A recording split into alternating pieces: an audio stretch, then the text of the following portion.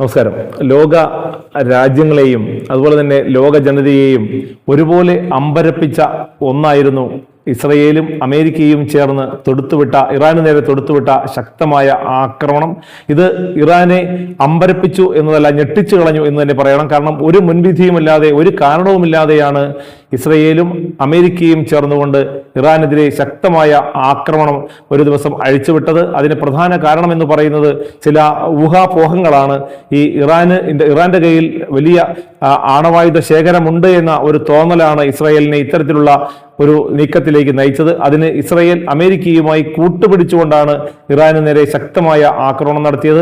അതിൽ ആദ്യം അവർ ആക്രമിച്ചത് ഇറാനിലെ പെൺകുട്ടികൾ മാത്രം പഠിക്കുന്ന ഒരു സ്കൂളായിരുന്നു. അവിടെ വലിയ രീതിയിലുള്ള ആണവായുധ കലവറയുണ്ട് എന്നും സൈനിക ശക്തി അവിടെയാണ് ഒളിപ്പിച്ചു വച്ചിരിക്കുന്നത് എന്നുമൊക്കെയുള്ള ആയുധ ശേഖരം ഒളിപ്പിച്ചു വച്ചിരിക്കുന്നത് അങ്ങനെയുള്ള സ്കൂളുകളിലാണ് എന്നുമൊക്കെയുള്ള തോന്നലിലാണ് ഇസ്രയേലും അമേരിക്കയും ചേർന്നുകൊണ്ട് ഇറാന് നേരെ ഇത്തരത്തിലുള്ള ഒരു ആക്രമണം അഴിച്ചുവിട്ടത്. അതിൽ 198ഓളം പെൺകുരുന്നുകളാണ് കൊല്ലപ്പെട്ടത്. ഇത് ഇറാനെ അമ്പരപ്പിച്ചു കളഞ്ഞു എന്നുള്ളത് വാസ്തവമാണ്. അതിന് തിരിച്ചുള്ള ഒരു ആക്രമണം പദ്ധതി ഇടുന്നതിനിടയിലാണ് അവരുടെ പരമാധികാരിയായ ഖൊമനേയിയെ വധിച്ചുകൊണ്ട് ഇസ്രയേൽ വീണ്ടും രംഗത്ത് വന്നത്.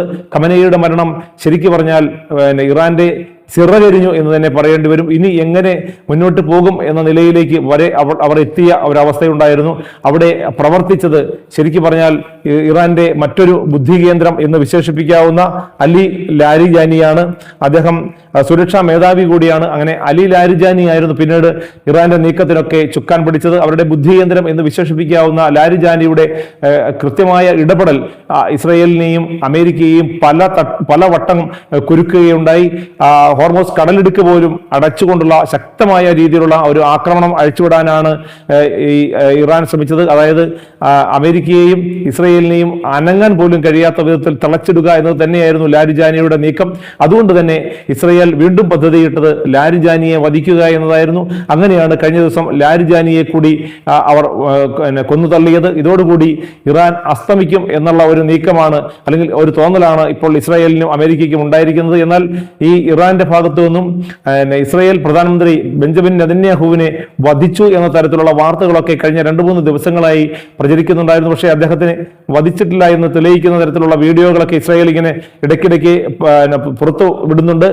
പക്ഷേ അദ്ദേഹത്തിന് മരണം സംഭവിച്ചിട്ടില്ല എങ്കിലും മാരകമായ പരിക്കുകളോടെ അദ്ദേഹം ചികിത്സയിലാണ് എന്നുള്ള വാർത്തകളാണ് ഇപ്പോൾ പരക്കുന്നത്. അതായത് ഇറാന്റെ ആക്രമണത്തിൽ ബെഞ്ചമിൻ നെതന്യാഹുവിന് വലിയ രീതിയിലുള്ള മാരകമായ പരിക്കുകൾ ഏറ്റിട്ടുണ്ട് എന്നുള്ള വാർത്തകൾ ഇപ്പോൾ പരക്കുകയാണ്. പക്ഷെ ഇപ്പോൾ ഇറാൻ പറയുന്നത് ഇനി തങ്ങൾക്ക് മുൻപിൻ നോക്കാനില്ല.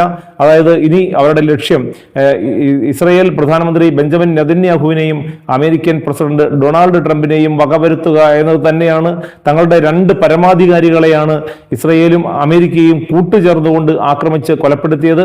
അതിന് പ്രതികാരം വീട്ടുക തന്നെ ചെയ്യും. അങ്ങനെ പ്രതികാരം വീട്ടുമ്പോൾ ഈ 2 പ്രധാന ആളുകളെ തന്നെയാണ് അവർ ലെയിം ചെയ്യുന്നത്. അതായത് ബെഞ്ചമിൻ നെതന്യാഹുവിനെയും ഡൊണാൾഡ് ട്രംപിനെയും തന്നെയാണ് അവർ ലക്ഷ്യം വെക്കുന്നത് എന്നുള്ള യാതൊരു സംശയമില്ല. അത്തരത്തിലുള്ള ഒരു നീക്കം വരും ദിവസങ്ങളിൽ ഉണ്ടാകുമെന്ന് തന്നെയാണ് ഇറാനിന്റെ ഭാഗത്തു നിന്നും പുറത്തു വരുന്ന റിപ്പോർട്ടുകൾ. ഇറാനിയൻ പത്രങ്ങൾ തന്നെ ഈ വാർത്തകൾ സ്ഥിരീകരിച്ചിട്ടുണ്ട്. അവർ തന്നെയാണ് ഈ വാർത്തകൾ കൊടുത്തിരിക്കുന്നത് എന്നതും ശ്രദ്ധേയമാണ്. അതായത് വരും ദിവസങ്ങളിൽ അമേരിക്കയ്ക്ക് നേരെയും ഇസ്രയേലിന് നേരെയും ശക്തമായ ആക്രമണം അഴിച്ചുവിട്ടുകൊണ്ട് തങ്ങൾക്കുണ്ടായ ആ നഷ്ടത്തിന് പ്രതികാരം ചെയ്യുക എന്നത് തന്നെയാണ് ഇപ്പോൾ ഇറാൻ ഉദ്ദേശിക്കുന്നത്. തങ്ങളുടെ 2 പരമാധികാരികളെ ലാരിജാനിയെയും അതുപോലെ ഖമനേയിയെയും കൊലപ്പെടുത്തിയത് എങ്ങനെയാണോ അത്തരത്തിലുള്ള ഒരു നീക്കം തന്നെയായിരിക്കും ഇനി ഇറാന്റെ ഭാഗത്തു നിന്നും ഉണ്ടാകുന്നത്. ചുരുക്കി പറഞ്ഞാൽ ഇനി ഇറാൻ അടങ്ങിയിരിക്കില്ല എന്നതിന് യാതൊരു സംശയവുമില്ല. കാരണം അത്രമാത്രം രൂക്ഷമായ രീതിയിൽ ഇറാൻ ഇനി പ്രവർത്തിക്കാൻ പോകുന്നു എന്നതിന്റെ ചില സൂചനകളാണ് ഇപ്പോൾ ലഭിക്കുന്നത്. അങ്ങനെ വന്നാൽ യുദ്ധം വീണ്ടും ശക്തമാകും എന്ന കാര്യത്തിൽ യാതൊരു സംശയവുമില്ല എന്നതാണ് ഇപ്പോൾ പുറത്തു വരുന്ന റിപ്പോർട്ടുകൾ.